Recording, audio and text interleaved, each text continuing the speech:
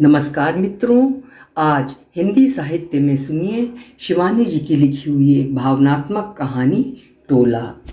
हिंदी रचना परंपरा में ऐसे कम ही लेखक हुए हैं जो साहित्यिक तथा रचनात्मक मूल्यों की स्थापना तथा रक्षा करते हुए जनमानस की दैनंदिन रुचि का हिस्सा बनने में भी सफल हुए हैं। विभिन्न कारणों से गंभीर और लोकप्रिय कि जो दो धाराएं हिंदी समाज में, हिंदी साहित्य में समानांतर बहती रही हैं, कम ही लेखक उनके ऊपर पुल बांध पाए हैं। और जो ऐसा कर सके हैं उनमें सबसे आगे नाम है गौरापंत शिवानी जी का। तो प्रस्तुत है उनकी कहानी टोला।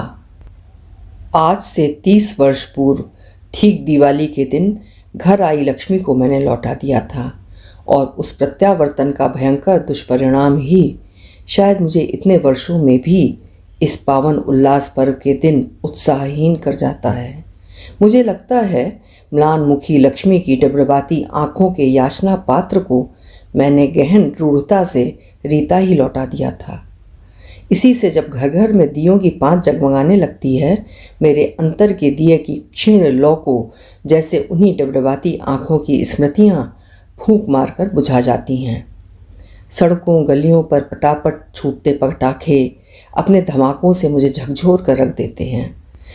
मुझे लगता है उसे यदि मैं उस दिन हृदयहीन निर्भयता से झिड़क कर न भगाती तो शायद उसके निर्दोष चेहरे की वो विभत्स स्मृति आज ऐसे गहन पश्चाताप से मेरा अपराधी मस्तक नत नहीं करती। जन्म से दरिद्र किंतु रूप में साक्षात देवांगना कुमाऊं के लिए दारिद्र्य में ऐसा सौंदर्य अपवाद नहीं माना जाता। बाल्टे, सियूण एवं बाड़े खोला की गुदड़ियों में ना जाने ऐसे कितने रतन छिपे पड़े हैं। लक्ष्मी की माँ एक बड़ी सी टूटी चिलमची में चिकनी मिट्टी बेचने हमारे यहाँ भी आया करती थी। गुस्स्याणा अर्थात बिटिया, सेवनिया कहकर ही हमारी अभ्यर्थना का अधिकार उसे प्राप्त था। चरण स्पर्श भी तब उसके लिए वर्जित था। किंतु लक्ष्मी की माँ जितनी ही दरिद्र थी उतनी ही कर्मठ और व्यवहार कुशल भी थी। 13 बच्चों को उसने मिट्टी बेच बेच कर ही पाला था। अकर्मण्य पति कभी फौज में था, पता नहीं क्यों एक दिन नौकरी छोड़ छाड़ कर घर आ गया और तब से निरंतर अपने वृहत परिवार की परिकल्पना को वृहत्तर रूप देता 19 बच्चों का पिता बन चुका था, जिनमें कुल जमा 13 बचे थे। लक्ष्मी उन्हीं घोर कृष्ण वर्णी भाई बहनों के बीचों बीच द्युतिमान तारिका से ही चमकती, बरबस सबकी दृष्टि अपनी ओर आकर्षित कर लेती थी। लक्ष्मी की माँ, तेरे 12 बच्चे तो एकदम काले तिल के लड्डू हैं री, ये लक्ष्मी किस पर गई? हम पूछते। लक्ष्मी पर। वो चट से गंभीर होकर कहती। लक्ष्मी और लक्ष्मी पर? हाँ गुस्स्याणा, मैं पांडे पुरोहित का घर लीपने जाती थी। उनकी बैठक में महालक्ष्मी की बड़ी सी तस्वीर टंगी थी। नाथद्वारे के महंत दे गए थे उन्हें। आहा, कैसा रूप था लक्ष्मी जी का! लाल रेशमी साड़ी, बताशे सा रंग, दोनों सूढ़ों में कमल थामे अगल बगल खड़े सफ़ेद हाथी। लगता था लक्ष्मी जी अब बोली तब बोली। ये छोकरी तब मेरे पेट में थी। मैं रोज़ तस्वीर के सामने खड़ी हो हाथ जोड़कर कहती, देखो भगवती, 6 बेटे दिए हैं तूने, अब के अपने इसी रूप की एक भगवती मुझे भी दो। मेरी वही विनती सुन ली भगवती ने। जब ये हुई तो हरामजादी दाई मुझसे पूछने लगी, क्यों री, अपने बाप की है या कहीं हीरा डूंगरी के टॉमस साहब की गजबज तो नहीं है? तू तो उनकी मेम की मुर्गियों का चारा बनाने भी जाती थी ना। बस गुस्स्याणा, आग लग गई मेरे तन बदन में। धाड़ से लात मारकर मैंने दाई को बाहर फेंका और नाल खुद काट ली। बस फिर तो परसूत ऐसा बिगड़ा कि लक्ष्मी के बाप ने दिन रात शराब की मालिश ना की होती तो मैं बचती भी नहीं। यही नहीं, परलोक से इहलोक में खींचकर लक्ष्मी के बाप ने उसे फिर 7 वर्षों में 6 पुत्रों की जननी बना दिया। सबसे छोटे 1.25 साल के पुत्र नरी राम को छोड़कर लक्ष्मी की माँ फिर मिट्टी बेचने जाने लगी थी। एक दिन उसकी उस ऐतिहासिक चिलमची सहित निष्प्राण देह लोगों को सड़क पर मिली थी। पत्नी की मृत्यु ने लक्ष्मी के पिता को अर्ध विक्षिप्त सा कर दिया था। रही सही कसर शराब ने पूरी कर दी। लक्ष्मी के 11 भाई स्कूलों में पढ़ रहे थे। 12वें को गोद में टांगे वो बेचारी 5-7 घरों में चौका बासन करने लगी। उन्हीं में से एक हमारा घर भी था। काम करने में लक्ष्मी ने अभी अपनी माँ की सी सुघड़ दक्षता हासिल नहीं की थी। एक तो शायद बेचारी के दुर्बल हाथों में शक्ति भी नहीं थी। 5-6 घरों के बर्तन मलना, सुवृहत परिवार की रोटियां बनाना, बाप की गालियां खाना, उस पर रोने भाई की दिन रात की रह कुछ दिनों तक मैं उसकी निगरानी करती रही। कभी अधुना स्वेटर पूरा करने का बहाना बना मोढ़ा खींचकर चौके के पास बैठ जाती, कभी वहीं चिट्ठी लिखने लगती। उसकी माँ पर तो मुझे ऐसा विश्वास था कि कई बार पूरा घर ही खुला छोड़ पास पड़ोस हाट बाजार भी चली जाया करती थी। पर इस छोकरी का क्या भरोसा, कहीं एक आध कटोरी गिलास ही उठा लिया तो। उस पर नन्हे भाई को नित्य साथ लेकर आती थी। बीसियों खाने की चीज़ें, फल दूध मलाई तो चौके में ही धरी रहती थी। क्या पता कभी जूठी उंगली ही डुबा कर चटा दे। क्यों री, तेरा बाप क्या तेरी शादी की बात नहीं चला रहा है कहीं? मैं शादी वादी नहीं करूँगी गुस्साना। तब क्या करेगी? पढ़ूँगी। दादियों ने कहा है 5वीं तक तू पढ़ी है, 2 साल घर में पढ़ ले। नरिया को अगले साल आमा मतलब नानी के पास छोड़ाएंगे, तब तू फिर स्कूल चली जाना। राख से सनी उसकी चंपक वर्णी अराल उंगलियों को मैं एकटक देख रही थी। कैसा अद्भुत रूप था छोकरी का, और कैसा लपटे मारता अग्निवर्णी रंग। जब देखो तब यही लगता था कि अभी अभी चूल्हे की आंच के सामने से उठकर आई है। तू एक काम कर लिया कर लक्ष्मी, मैंने कहा, रात को सबको खिला पिलाकर मेरे पास चली आया कर, मैं तुझे पढ़ा दिया करूँगी। और फिर उसी दिन से वो मेरी शिष्या नित्य रात को पूरा बस्ता समेट मेरे पास पढ़ने आने लगी।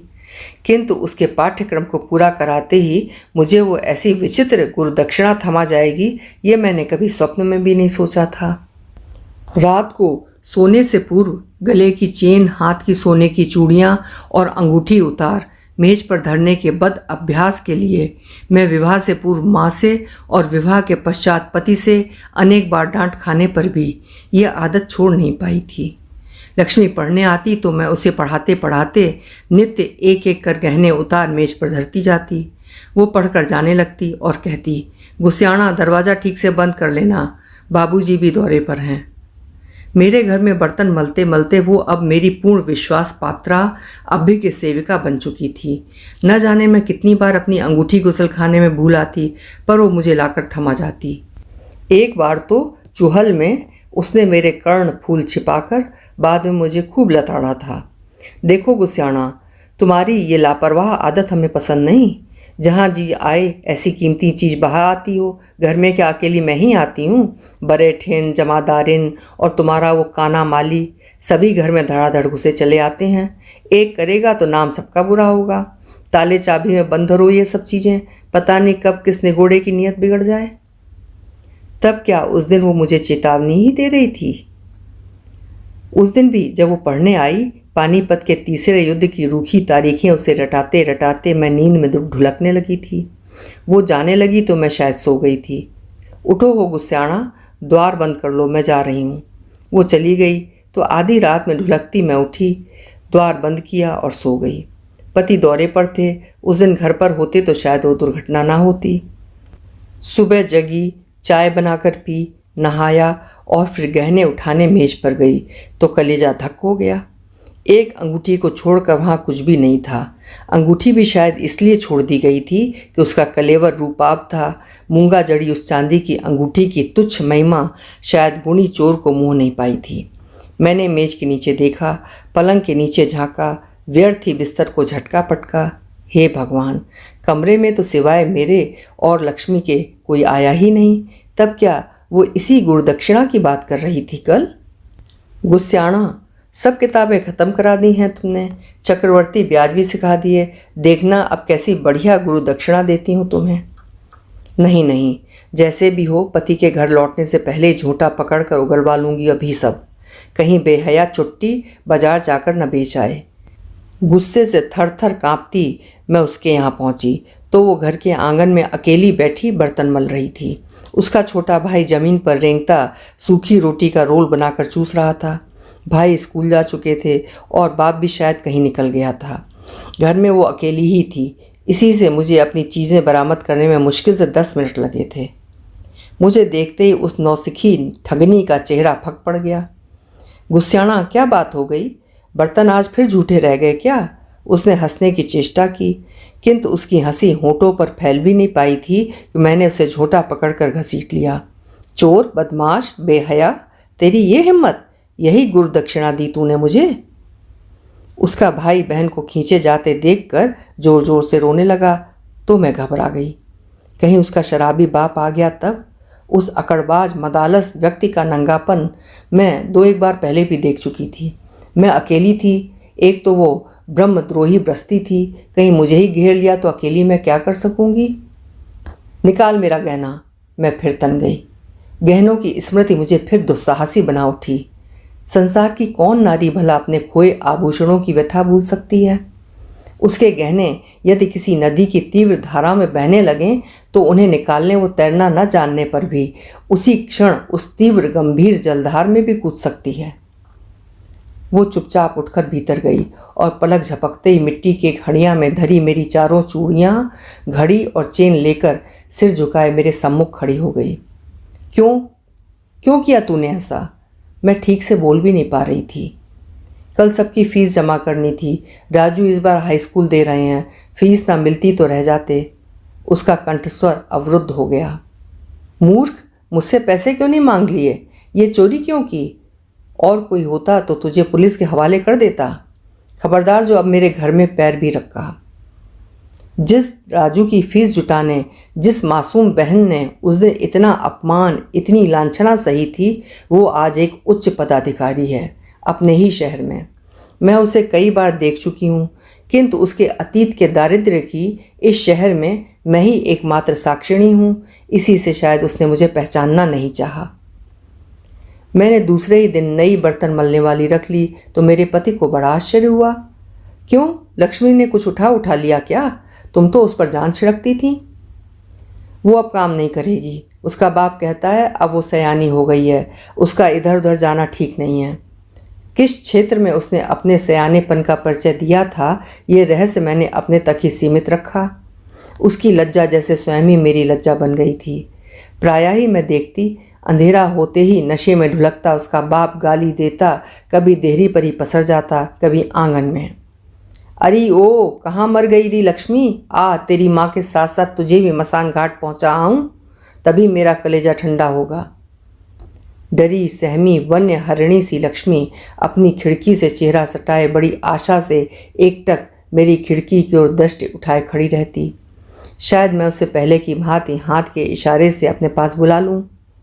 कई बार तो मैं उसके शराबी बाप के क्रोध से बचाने उसे ऐसे ही हाथ हिला हिलाकर अपने पास बुला लेती थी और रात रात भर नन्हे नरिया को छाती से लगाए असमय ही जननी सी बनी वो भोली किशोरी सारी रात मेरे स्टोर रूम में काट देती। किंतु मैं उसके निर्लज्ज चोरी को अंत तक क्षमा नहीं कर पाई। मेरे औदार्य का क्यों उसने मुझे यही प्रतिदान दिया? मैं जानती थी कि वो पूरी बस्ती अपने इस जन्मजात दौर्बल्य के लिए बदनाम थी, किंतु पढ़ी लिखी लक्ष्मी भी मुझसे ऐसी प्रवंचना करेगी ये मैं नहीं जानती थी। कम से कम उससे तो मुझे बासन बसन न लेहू चराई के आश्वासन की आशा थी। फिर 5-6 महीने तक मैंने उसे नहीं देखा। शायद ननिहाल चली गई थी, क्योंकि प्रायः ही देखती उसका राजू पत्थर का चूल्हा लगा आंगन में मोटे मोटे टिक्कड़ सेंक भाइयों की पंगत को खिला रहा है। फिर एक दिन सहसा वो स्वयं आकर मेरे द्वार पर खड़ी हो गई थी। ठीक दिवाली के दिन जब मैं थाली भरकर दिए लेकर बाहर निकली ही थी कि देखा सहमी सकुची सी लक्ष्मी खड़ी है। उसके रक्तहीन चेहरे को देखकर मैं एक क्षण को डर गई। लगता था रक्त की एक बूंद भी नहीं रह गई है अभागी में। सूखा चेहरा, रूखे बाल, जीर्ण शीर्ण फटे लहंगे ओढ़नी में किसी तरह अपनी लज्जा समेटे वो चुपचाप खड़ी रही। फिर बड़े साहस से सहमी दृष्टि उठाकर उसने कहा, गुस्साना सेवनिया, क्या बात है? मैंने बड़ी रुखाई से पूछा। उसे देखते ही उसकी धृष्ट चोरी की स्मृति मुझे फिर बौखला गई थी। एक बात कहने आई हूँ। क्या है? आज धर्म सिंह ठेकेदार आया था बाबू के पास, तो मैं क्या करूं? आज सोचती हूं मैं कैसी पत्थर बन गई थी। धर्म सिंह ठेकेदार के आने का अर्थ क्या मैं समझती नहीं थी? उसका पूरा इतिहास तो बेचारी मुझे कई बार सुना चुकी थी। वो हृदयहीन कसाई जब भी आता उस बेचारी के लिए साक्षात यमराज बनकर ही तो आता था, ये मैं जानती थी। कभी उसके बाबू ने उससे 500 रुपये लिए थे, ब्याज सहित वे ही अब 1500 हो गए थे।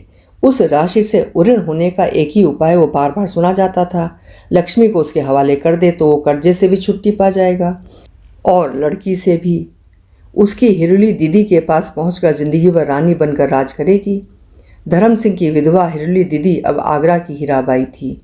कुमाऊं गढ़वाल की ना जाने कितनी लक्ष्मियों को वो हीराबाई के कोठे पर पहुंचा आया था। तुम्हारे पाँव पड़ती हूँ गुस्साना, 1500 दे दो मुझको। उस बच्चात के मुंह पर पटक कर मैं जिंदगी भर तुम्हारी सेवा करूंगी। देश परदेश जहाँ जहाँ बाबूजी की बदली होगी तुम्हारे साथ चलूंगी, कभी नहीं छोड़ूंगी तुम्हें। जो हरामजादी कभी तुमसे तनख्वाह मांगे वो गोमांस खाए। जगमगाते दियों की पंक्ति के बीचों बीच खड़ी लक्ष्मी का वो रूप मैं कभी भूल नहीं पाऊंगी। शांत स्थिर मूर्ति, न छलक पा रहे आंसुओं से स्निग्ध डबडबाई आँखें और सफ़ेद चेहरे पर पड़ रही मेरे द्वार पर लटके लाल कंदील की रक्तिम आभा। तुझे शर्म नहीं आती लक्ष्मी? अभी 3 महीने पहले तूने क्या किया था भूल गई? पहले तो इतने रुपए मेरे पास हैं कहाँ, और होते भी तो शायद मैं तुझसी बेहया को कभी ना देती।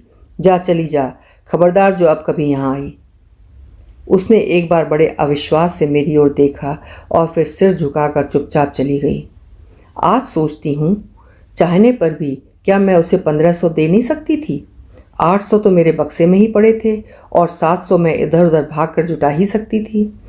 किंतु उसकी चोरी का घाव भी ताजा था और यौवन की असहिष्णुता ने भी शायद मुझे उस दिन वैसा निर्मम बना दिया था। 7-8 दिन तक लक्ष्मी जब मुझे अपनी खिड़की से बार बार झांकने पर भी नहीं दिखी तो मैं समझ गई कि उसका पिता ऋण मुक्त हो गया है। इतने वर्षों बाद मैं फिर उस शहर में पहुंची। विस्मृत ग्रह को वर्षों बाद देखने में मनुष्य मात्र को आनंद आता है। एक एक कमरे, एक एक दीवार, एक एक अर्गला का स्पर्श, उखड़े पलस्तर की तहों के साथ साथ कितने भूले बिसरे स्पर्शों का पलस्तर उखाड़ देता है। मैं भी घूमती घूमती वही पुराना घर देखने गई तो अचानक तलहटी में खड़े उस परिचित तिमिल वृक्ष पर दृष्टि पड़ते ही उस अभागिनी की याद हो आई जो कभी इसी पेड़ के चौड़े चौड़े पत्रों का दोना बना ताजे मीठे काफल पत्र संपुट में मेरे लिए लाया करती थी। कच्ची मिट्टी का वही घर, वही खिड़की और वही सरपिल बंकिम पगडंडी जिससे सांप सी सरसराती और टप सी मेरे आंगन में कूद जाती थी। मेरे पुराने घर को किसी गुजराती सेठ ने खरीद लिया था। उसका परिवार कभी कभार गर्मियां बिताने आता था। गदाधर पंडित चौकीदारी भी करते थे और एक कोठरी में ही छोटा सा प्रेस खोल द्विपृष्ठीय अखबार भी निकाल रहे थे। लक्ष्मी का बाप क्या अब भी यहीं रहता है पंडित जी? मैंने पूछा। उसे मरे तो 10-12 साल हो गए लली। 2 बेटे लड़ाई में मारे गए। बड़ा लड़का कलेक्टर बन गया है, किसी पंजाबी बालिस्टर की लड़की से शादी कर ली है सुना। एक लड़का अमेरिका में है। नरिया ननिहाल में था, पिछले साल आकर उसे भी अमेरिका ले गया।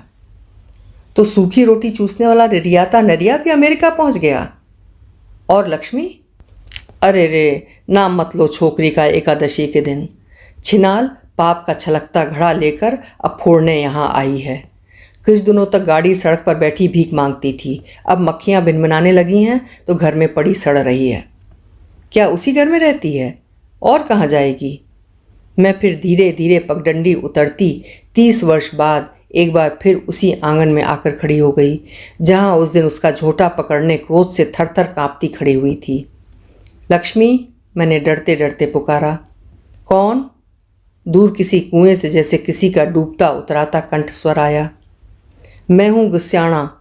मैं भीतर गई। एक कोने में एक काठ की मेज पर मिट्टी के तेल की डिबरी जल रही थी। उसकी कांपती लौ में जिस विभत्स चेहरे को मैंने देखा वो निश्चय ही उस लक्ष्मी का नहीं था जिसे मैंने कभी द्वार से दुरदुराया था। हे भगवान, अभागी को क्या चेचक निकल आई थी? सारे चेहरे पर पानी भरे बड़े बड़े मोती से दाने, लाल लाल आँखें, उलझे बालों का जटाजूट और अर्धनग्न देह पर पड़ी मैली गुदड़ी। यौवन और सौंदर्य का वो खंडहर देखने मैं फिर एक कदम आगे बढ़ पाई न पीछे। क्या है? उसने उसी कड़क से पूछा जैसे मैंने कभी उससे पूछा था। तुझे देखने आई थी लक्ष्मी। मैंने बहुत चाहा कि लपक कर उसके दोनों हाथ थाम लूं, किंतु भयानक दुर्गंध के भभके ने मुझे फिर पीछे ढकेल दिया। क्यों, कलेजा ठंडा हो गया गुस्साना? वो हंसी। हाय, कहाँ गई वो मुक्ता पंक्ति और वे प्रवाल से अधर? मैंने बटुआ खोलकर 100 के 2 नोट निकाले ही थे कि वो फिर कर्कश स्वर में चीखी, भाग जाओ यहाँ से, तुम्हारी हिम्मत कैसे हुई यहाँ आने की? खबरदार जो कभी मेरी देहरी पे पैर रखा। इतने वर्षों में भी क्या वो मेरी प्रचंड भर्त्सना का एक एक शब्द भी नहीं भूली थी? मेरा ही विष बुझा तीर मुझी तक आकर मेरी छाती में धंस गया। सुना नहीं, जाओ, वो फिर चीखी और मैं सहम कर बाहर निकल आई। दूर दूर तक फैली कंधे से कंधा मिलाकर खड़ी कुमाऊं की भव्य पर्वत श्रेणियां एक एक कर जगमगाते दियों से झलमलाने लगी थीं। द्रोणागिरी, कलमटिया, वानड़ी, मुक्तेश्वर, गागर। मैं नैनीताल देवाल के कब्रिस्तान की दीवार पकड़कर क्षण भर को खड़ी हो गई थी। मैंने पलटकर देखा, पहाड़ की तलहटी में खड़ा लक्ष्मी का जीर्ण मकान अरण्य में खड़े किसी कंकाल सा ही भयावह लग रहा था। उसकी खिड़की से आता ढिबरी का मंद प्रकाश मुझे पहाड़ पर चमकते टोले सा ही लगा। टोला ही तो थी वो। पहाड़ में कहते हैं कुंवारी लड़की की अशांत अतृप्त आत्मा ऐसे ही चमकते टोले बन पहाड़ों पर रात रात भर फिरती रहती हैं। बचपन में इस रहस्यमय जुगनू के से अनेक प्रकाशपुंज मैंने देखे हैं। गहन पश्चाताप से मेरा चित्त सिहर उठा। उस दिन उसे ऐसे ना भगाया होता तो क्या आज उसकी ये अवस्था होती? उसने तो मेरे कुछ गहने ही चुराए थे, जिन्हें मैंने खोकर भी पा लिया था, किंतु मेरे दौर्बल्य से वो अभागिनी अपने जिस बहुमूल्य आभूषण को खो बैठी थी, उसे क्या वो इहलोक में कभी पा सकती थी? 30 वर्ष पूर्व मैं उसे क्षमा नहीं कर पाई थी, और आज वो यदि मुझे क्षमा नहीं कर पाई तो उसमें उसका क्या दोष? अभी आप सुन रहे थे शिवानी जी की लिखी हुई एक बेहद मर्म स्पर्शी कहानी टोला। आशा है आपको भी पसंद आई होगी। फिर मिलेंगे इसी तरह किसी सुंदर कहानी के साथ। आपका समय शुभ हो, मंगलमय हो।